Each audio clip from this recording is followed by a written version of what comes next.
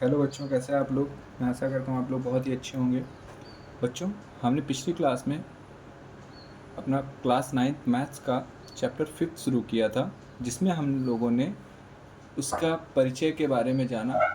Euclid कौन थे, या ज्योमेट्री क्या होती है, और उसके साथ साथ इनकी जो अवधारणाएं, अभिग्रहित और परिभाषाएं थी, उनके बारे में हमने जान लिया।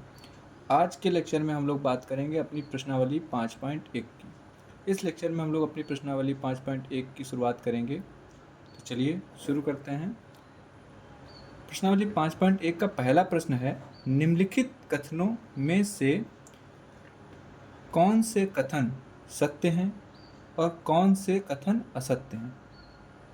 अपने उत्तरों के लिए कारण दीजिए। ठीक, कुछ कथन हमें दिए गए हैं ये नीचे। इनमें से कुछ सत्य होंगे और कुछ असत्य होंगे। जो सत्य होंगे उनको पहचानना है, और जो असत्य होंगे उनको भी पहचानना है, और बाद में उनके कारण भी हमें देने। तो चलिए देखते हैं पहला कथन हमारा क्या है। तो पहला कथन है हमारा, एक बिंदु से होकर केवल एक ही रेखा खींची जा सकती है। तो अगर आप लोगों ने पिछला वीडियो हमारा देखा होगा, इसका परिचय जो हमने आप लोगों को पढ़ाया है, उसमें आप लोगों ने देखा होगा कि जब एक बिंदु होता है, उससे आप कितनी भी रेखाएं खींच सकते हैं। देखो, एक बिंदु था, मैंने देखो फिर से बनाता हूँ। एक बिंदु है, 1 2 3 4 5 6 7 8। मतलब क्या दिख रहा है आप लोगों को कि एक बिंदु से मैं बहुत सारी रेखाएं खींच पा रहा हूँ। मतलब ये कथन क्या हो गया, गलत है, क्योंकि कथन कह रहा है कि केवल एक ही रेखा खींची जा सकती है, लेकिन प्रैक्टिकली हम देख पा रहे हैं कि एक नहीं, बहुत सारी रेखाएं एक बिंदु से खींची जा सकती हैं। मतलब ये कथन कैसा हो गया, असत्य हो गया। ठीक है, और कारण क्या है कि एक बिंदु से एक से अधिक रेखाएं खींची जा सकती हैं।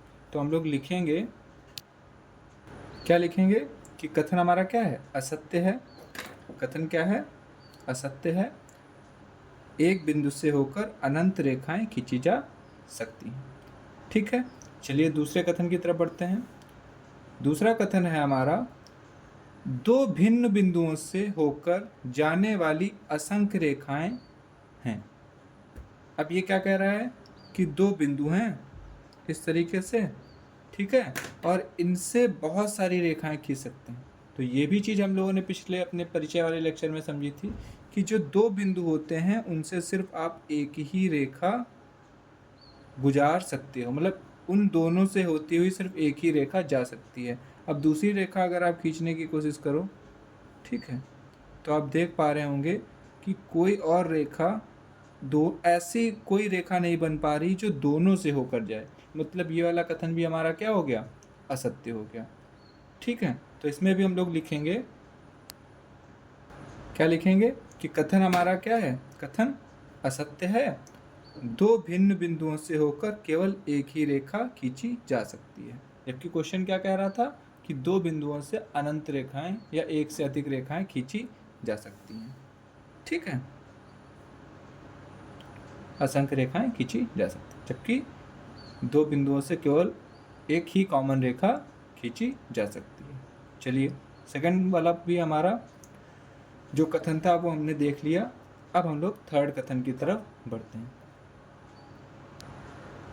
थर्ड कथन हमारा है, क्या है कि एक शांत रेखा दो ओर अनिश्चित रूप से बढ़ाई जा सकती है। तो ये चीज़ भी हमने देखी थी कि एक जो शांत रेखा होती है, जैसे कि एक ये हमारी रेखा है, ठीक है, इसे आप दोनों तरफ चाहें जितना बढ़ा सकते हो।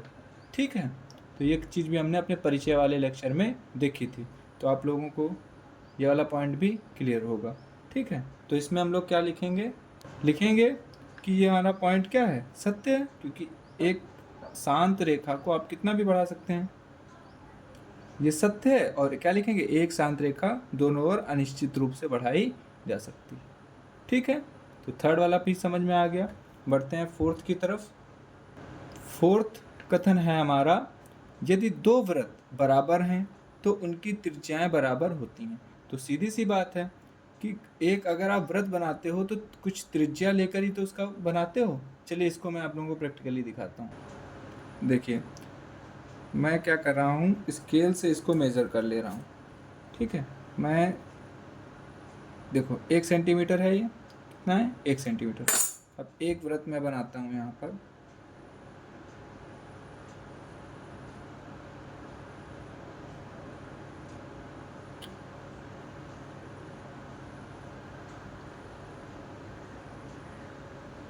इस तरीके से मैंने बनाया एक वृत्त, ठीक है। अब एक ही सेंटीमीटर का दूसरा वृत्त बना रहा हूँ।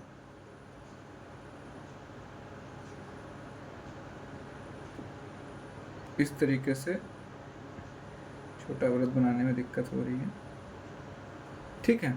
तो आप लोग क्या देख पा रहे होंगे कि जब 1 सेंटीमीटर के दोनों वृत्त बनाए, ये थोड़ा ज़्यादा छोटा होने की वजह से थोड़ा बड़ा छोटा दिख रहा है, बट आप लोग आप घर पे बनाने की ट्राई करिए तो आप लोग देखेंगे कि जो इसकी त्रिज्या, जब दोनों वृत्त बराबर होंगे तो उनकी त्रिज्याएं भी क्या होंगी, बराबर होंगी, मतलब R1 बराबर R2 हो जाएगा। तो ये चीज़ तो सत्य है, सत्य है कि नहीं, सत्य है ना। तो हम लोग क्या लिखेंगे, लिखेंगे कि कथन हमारा क्या है, सत्य है। बराबर त्रिज्याओं बराबर वृत्त खींचा जाता है, बराबर त्रिज्याओं से बराबर वृत्त खींचा जाता है, ठीक है। चलिए नेक्स्ट क्वेश्चन की तरफ बढ़ते हैं। नेक्स्ट कथन है हमारा, नेक्स्ट कथन है आकृति में यदि ए बी बराबर पी क्यू, मतलब ये वाली भुजा जो है इस वाली भुजा के बराबर है, और पी क्यू बराबर एक्स जेड, और ये जो पी क्यू है ये एक्स जेड के बराबर है, तो ए बी बराबर एक्स वाई। तो ये भी हम लोगों ने एक अवधारणा पढ़ी थी कि अगर कोई दो भुजाएं आपस में बराबर हैं, ठीक है, तो और कोई पहली भुजा अगर दूसरी भुजा के बराबर है और दूसरी भुजा तीसरी भुजा के बराबर है, तो पहली भुजा भी तीसरी भुजा के बराबर होगी। तो ये कथन हम लोगों ने पढ़ा था, मतलब ये भी क्या है, सत्य है। पढ़ा था ना आप लोगों ने ये कथन कि अगर पहली भुजा दूसरी, ये पहली भुजा है, ये दूसरी भुजा, ये तीसरी भुजा, पहली भुजा अगर दूसरी भुजा के बराबर है और दूसरी भुजा तीसरी भुजा के अगर बराबर है, तो पहली भुजा भी तीसरी भुजा के बराबर होगी। पढ़ा था ना हमने, ठीक। मतलब क्या हुआ, ए बी अगर पी क्यू के बराबर है और पी क्यू एक्स जेड के बराबर है, तो ए बी बराबर होगा एक्स जेड के, ये हम लोगों ने पढ़ा था। तो हम लोग इसे भी लिखेंगे, क्या लिखेंगे, क्या लिखेंगे कि कथन हमारा क्या है, सत्य है। सभी तीनों रेखाएं एक दूसरे के बराबर हैं, सभी तीनों रेखाएं एक दूसरे के बराबर हैं, ठीक है, समझ में आ गया। तो इसी के साथ हम लोग का फर्स्ट क्वेश्चन हम लोगों ने देखा और उसके बारे में समझा। अब हम लोग अपने सेकंड क्वेश्चन की तरफ बढ़ते हैं। तो बच्चों सेकंड क्वेश्चन हमारा क्या है, निम्नलिखित पदों में प्रत्येक को परिभाषित कीजिए। ये कुछ पद दिए गए हैं, 1 2 3, इनको परिभाषित करना है। क्या इनके लिए कुछ ऐसे पद हैं जिन्हें परिभाषित करने की आवश्यकता है, क्या इनमें कुछ ऐसे पद दिए हुए हैं जिनको हमें परिभाषित करना चाहिए, वे क्या हैं और आप इन्हें कैसे परिभाषित कर पाएंगे, ठीक। और उनको पहचानना है हमें और बताना है कि आप कैसे इनको परिभाषित कर पाएंगे। तो चलिए देखते हैं। पहली हमारी जो फर्स्ट क्वेश्चन, हमारी जो पद दिया हुआ है वो दिया हुआ है समांतर रेखाएं। अब बच्चों समांतर रेखाएं क्या होती हैं, समांतर जैसा कि इसका नाम है समान अंतर, समान अंतर मतलब वे दो रेखाएं जो समान अंतर पर हों। जैसे कि हमने दो रेखाएं खींची, एक ये और एक ये, अगर इनके बीच का जो अंतर है, मतलब जो दूरी है इनके बीच में, वो समान है, ठीक, तो ऐसी रेखाओं को हम लोग क्या कहते हैं, समांतर रेखाएं कहते हैं। तो इसकी परिभाषा हम लोग कैसे लिखेंगे, तो इसकी परिभाषा हम लोग इस प्रकार से लिखेंगे, वे दो रेखाएं समांतर कहलाती हैं जो एक दूसरे से कभी नहीं मिलती। तो देखो अगर इनके बीच का अंतर क्या होगा, बराबर होगा, तो ये कभी मिलेंगे आपस में, नहीं मिलेंगे। तो यही चीज़ तो लिखी हुई है, ठीक। मैंने यहाँ पर आप लोगों को मीन समझाया था कि समांतर का मतलब क्या होता है, ठीक है। तो परिभाषा आप लोग क्या लिखो, वे दो रेखाएं समांतर कहलाती हैं जो एक दूसरे से कभी नहीं मिलती। अगर इनके बीच का हर जगह पर दूरी बराबर होगी तो ये कभी मिल पाएंगे, नहीं मिल पाएंगे, ठीक है। उनके बीच की दूरी सदैव समान रहती है। तो देखो ये भी बात लिखी है कि उनके बीच की जो दूरी होती है, इनके बीच का जो अंतर है या दूरी है, वो हमेशा बराबर रहेगी। ठीक है। अब दूसरा पद है लंब रेखाएं। कौन सी रेखाएं? लंब रेखाएं। अब लंब रेखाएं कौन सी होती हैं? तो लंब रेखाएं क्या होती हैं? एक रेखा है हमारी, उसके ऊपर खड़ी एक ऐसी रेखा जो, ठीक है, ऐसी रेखा जो पहली रेखा और दूसरी रेखा के बीच क्या हो? समकोण बनाए। ठीक, पहली रेखा के ऊपर खड़ी एक ऐसी रेखा जो इन दोनों रेखाओं के बीच में क्या बना दे? समकोण बना दे। ठीक है। तो ऐसी रेखाओं को ही हम लोग क्या कहते हैं? लंब रेखाएं कहते हैं। तो ये टर्म आप लोग याद रखेंगे, बहुत काम का है। ठीक, जितने भी टर्म है सारे ही काम के हैं। ठीक है। क्या होते हैं ये लंब रेखा? एक रेखा के ऊपर खड़ी एक दूसरी ऐसी रेखा जो इन दोनों रेखाओं के बीच समकोण बना दे। समकोण मतलब क्या होता है? पढ़ा है हमने परिचय में। परिचय वाला लेक्चर आप लोग जरूर देखा करिए, क्योंकि परिचय अगर आप लोगों ने देख लिया तो क्वेश्चन बहुत इजीली सॉल्व होते हैं। ठीक है। तो समकोण का मतलब 90 डिग्री, मतलब दो रेखाएं जब आपस में 90 डिग्री का कोण बनाएं तो वो कैसी रेखाएं होती हैं? लंब रेखाएं होती हैं। तो चलिए देखते हैं इसकी डेफिनेशन कैसे लिखेंगे। तो इस प्रकार से हम इसको परिभाषित कर देंगे। दो रेखाएं एक दूसरे पर इस प्रकार खड़ी रहती हैं कि एक उनके बीच कोण एक समकोण होता है, कि उनके बीच का जो कोण होता है वो क्या होता है? समकोण होता है। सॉरी, वो तो ऐसी रेखाओं को लंब रेखाएं कहते हैं। फिर से देख लो, दो रेखाएं एक दूसरे पर इस प्रकार खड़ी रहती हैं कि उनके बीच का जो कोण हो वो समकोण हो। जैसा मैंने यहाँ पर आप लोगों को समझाया था, क्या समझाया? दो रेखाएं एक दूसरे से ऐसे मिल रही हों कि उनके बीच का कोण क्या हो? 90 डिग्री का हो। तो उनको ही हम लोग क्या कह देते हैं? लंब रेखाएं कहते हैं। तो सेकंड वाला पद भी हमें समझ में आ गया। थर्ड पद की बात करते हैं। थर्ड पद है हमारा रेखाखंड। रेखाखंड, तो रेखाखंड बच्चों क्या होता है? इसको तोड़ के देखो, रेखा का खंड, रेखा का खंड मतलब एक रेखा है। रेखा क्या होती है? जिसको आप दोनों तरफ चाहे जितना बढ़ा सकते हैं, उसका एक टुकड़ा तोड़ लो, खंड कर लो उसका। खंड मतलब टुकड़ा। अब इस टुकड़े को यहाँ पर निकाल लो। यहाँ पर बना ये टुकड़ा मैंने यहाँ पे काट के यहाँ पर उठाकर रख दिया। अब ये कहलाएगा रेखाखंड। अब रेखाखंड में क्या होता है? इसके दो एंड पॉइंट हो गए, इधर से भी यहाँ पर भी आके ये रुक जाएगा और यहाँ पर भी आके रुक जाएगा। ठीक, इसको नहीं बढ़ा सकते क्योंकि ये रेखा का टुकड़ा है, तो इसको हम लोग बढ़ा नहीं सकते। मतलब रेखाखंड क्या होता है? जिसके दो एंड पॉइंट्स होते हैं। ठीक है। तो इसी प्रकार हम लोग इसको देखते हैं कैसे परिभाषित कर सकते हैं। मतलब क्या हुआ? तो रेखाखंड जैसा मैंने बताया, एक ऐसी रेखा जिसके दो अंत बिंदु हों, ठीक, मतलब एंड पॉइंट हों, उसे रेखाखंड कहते हैं। ठीक है, समझ में आ गया रेखाखंड। चलिए अब अपने नेक्स्ट पॉइंट की तरफ बढ़ते हैं, नेक्स्ट पद की तरफ बढ़ते हैं। तो बच्चों अगला पद है हमारा वृत्त की त्रिज्या। वृत्त की त्रिज्या क्या होती है? क्या होती है वृत्त की त्रिज्या? ये जैसे हमारा एक वृत्त है, ये क्या है? एक वृत्त है।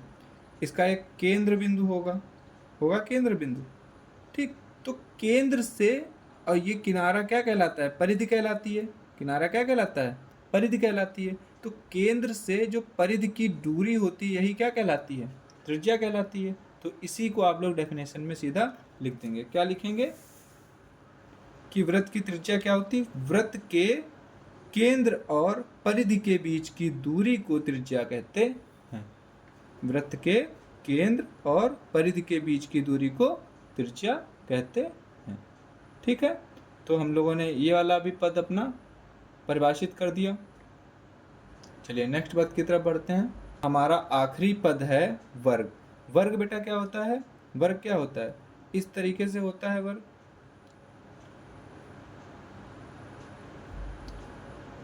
इस तरीके से होता है।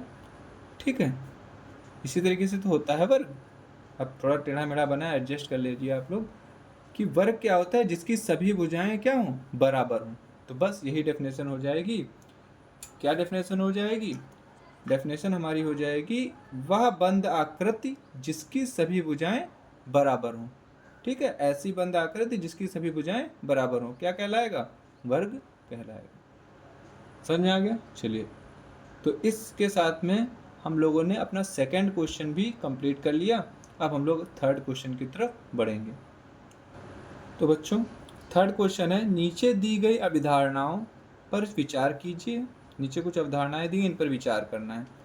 और लास्ट वाला इसका पढ़ लो, क्या है, क्या इन अभिधारणाओं में कोई अपरिभाषित शब्द है?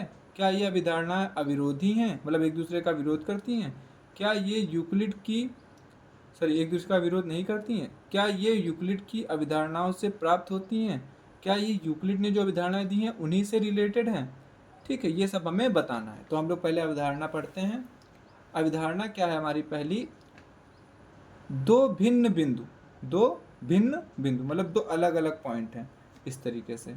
ठीक, एक पॉइंट मान लेते हैं यहाँ, एक पॉइंट यहाँ दिए रहने पर एक तीसरा बिंदु C ऐसा विद्यमान है जो A और B के बीच स्थित है। अब दो जो बिंदु हैं,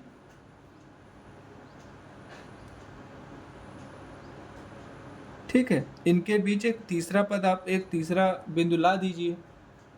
ठीक है, तो हम लोगों ने देखा था जब परिचय वाला चैप्टर, मतलब पिछला वीडियो आप लोगों ने देखा होगा, तो जो बिंदु होता है इसे हम लोग परिभाषित नहीं कर सकते, बिंदु को परिभाषित नहीं कर सकते। ठीक है, तो पहले वाले में तो कौन सा पद है? बिंदु, इसे हम लोग परिभाषित नहीं कर सकते। दूसरा अभिधारणा क्या है? यहाँ कम से कम ऐसी 3 बिंदु विद्यमान हैं कि वे एक ही रेखा पर स्थित नहीं है। तो अब एक चीज समझो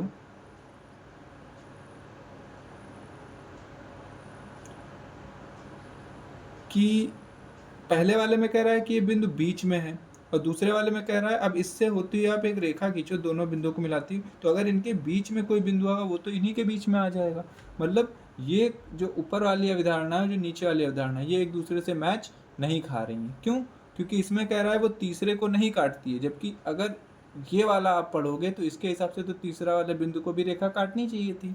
ठीक, जैसे कि एक ये बिंदु है, एक ये बिंदु, इसके बीच आप तीसरा कोई बिंदु बना दो, तो ये एक रेखा अगर बनाओगे तो तीनों से होकर जाएगी ना। ठीक, तो दूसरा वाला जो हमारी अवधारणा है वो असंगत है। क्या है? असंगत है, क्योंकि ये दोनों रेखाएं हमारी क्या है? अलग अलग स्थितियां बता रही हैं। ठीक है, और इनसे रिलेटेड कोई भी अभिधारणा जो है यूक्लिड ने नहीं दी है। आप जब पिछला लेक्चर देखोगे परिचय वाला, तो उसमें आप देखोगे इस ऐसा कोई भी मतलब पॉइंट यूक्लिड ने नहीं बताया था। ठीक है, तो हम लोग इस क्वेश्चन को कैसे लिखेंगे? हम लिखेंगे कि हाँ, यह अभिधारणा में दो अभिपरिभाषित पद हैं। दो अभिपरिभाषित पद कौन से? एक तो हमारा था बिंदु, लिखा होगा शायद इसमें, हाँ, एक है रेखाएं और दूसरा है बिंदु। रेखा और बिंदु को आप परिभाषित नहीं कर पाएंगे। और दूसरी चीज जो मैंने बताई कि अगर कोई दो बिंदु के बीच में एक तीसरा बिंदु है तो ये रेखा तीनों को काटती हुई जाएगी। मतलब अभिधारणा क्या है? असंगत है। दोनों अभिधारणाएं क्या है? असंगत हैं, क्योंकि ये दो भिन्न स्थितियों से संबंधित होती हैं, ये भी मैंने बताया। और इनमें से कोई भी यूक्लिड, अब मैंने ये भी बताया कि जब आप लोग पिछला लेक्चर देखोगे तो ऐसी कोई अभिधारणा यूक्लिड ने बताई ही नहीं थी जो इनको सेटिस्फाई कर रही हो। ठीक है, तो इसी के साथ में हम लोगों ने अपना थर्ड क्वेश्चन भी सॉल्व कर लिया। ठीक, इस एक्सरसाइज में जितने भी तीनों क्वेश्चन हम लोगों ने सब में क्या है? डेफिनेशंस वगैरह ही लिखनी है आंसर में। ठीक है, तो कोई बहुत टफ नहीं है, चीज़ों को आप लोग आसानी से समझ के और अपने हिसाब से डेफिनेशन, अपनी समझ के हिसाब से डेफिनेशन लिख सकते हो।